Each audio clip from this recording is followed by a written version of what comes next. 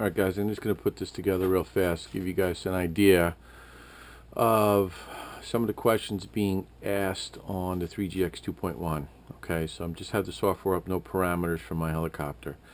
Elevator flip rate adjustment. This is where you're going to go after you've done your DIR, your tail setup, and your throttle calibration. You got to make sure you do your 12 and 8. That's your benchmark for the 2.1.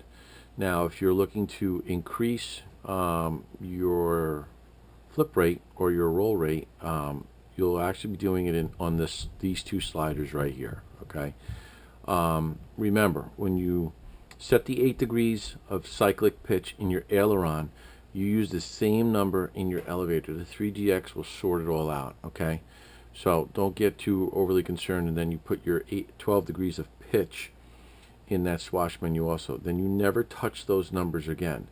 All right. Then you do your, when you do that, you do your DIR, run through all your, make sure your swash is moving in the right direction and making the right corrections and stuff like that. So now say if you want, I want my flip rate faster, kick this up a few points.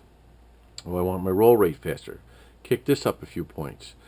But if you notice that you're doing, say, aileron TikToks, and you get through 4 or 5 of them and are really loading up the head because you're cycling hard and you're pitching hard, well, you want to come into the software then, and then on your elevator travel and your aileron travel, back these down a few points. Okay, it'll still maintain the quickness, but you'll reduce your cyclic a little bit.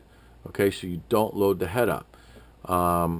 If you feel you need to have your collective not as smooth through transitions, okay, of pitch transitions, you can bring this number down. If you want it smoother, you bring this number up.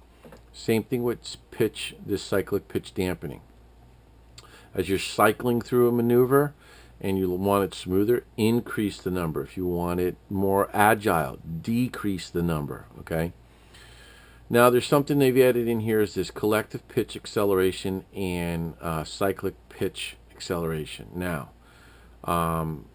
especially with the collective pitch, you could actually make the pitch faster. If you guys want to pitch through maneuvers faster, you can, but you cannot increase that number running it with a BEC. You have to run straight voltage to the 3GX, and then so your servos can react. And you need to be using, digital servos, good strong LiPo pack for the 3GX. This will consume more power because you are forcing the servos to react faster. It's a way of speeding things up. Okay.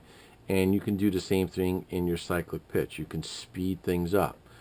I've gotten a question asked about the pirouetting compensation. We used to have a thing called like lock gain. Well, this flight condition control here is actually like a virtual fly bar. The higher the value, the smoother and more, like FAI, more of a controlled field, resulting in a smoother transition. The lower number is actually going to give it more like when we would run very light paddles on a fly bar. So you guys may want to play with this. Now remember, don't go huge numbers. Do 5%, or 5, from 40 to 35. I'm going to jump back right here for a second. No, I'm going to come back forward. Sorry. The other thing I think may need to happen when you guys are sitting there doing chaoses, okay, or pirouetting flips, and you feel that the helicopter may be locked in on a right-hand side one, or stirring the stick to the right clockwise, which is with the torque. When you go left against the torque, what may be happening, or what you may need to do, is actually increase the speed of what the swash plate levels at, because it may be a little slow. Now you're gonna have to remember that in other maneuvers the swash plate is going to level itself fast. So you want to play with that number so you don't see any oscillation in forward flight or porpoising and stuff like that. So I think I have mine up about 4 or 5 points. If you guys play with that number between these two here, I think you could come up with a good combination of maybe needing it a little smoother for your left or right hand side pirouetting flips, and having the swash plate come back to a level. Now remember, when you do pirouetting flips with flybarless, you don't stir around the clock. Okay, it happens, not say directly in the center, but I would say if you had a swash ring on it, it's at 60% swash ring. So if you looked in your radio and saw what a swash ring looked like, a virtual swash ring at 60%, that's kind of the area you're in, that like 1/4 inch off center or so, maybe a little bit more. If you guys are really stirring the outside of the ring on the radio, it's just too much, and the flybarless unit is trying to make so many corrections and keep the machine level that things just get weird. Okay, so pirouetting with a flybarless helicopter takes a little more work with managing the cyclic and pitch.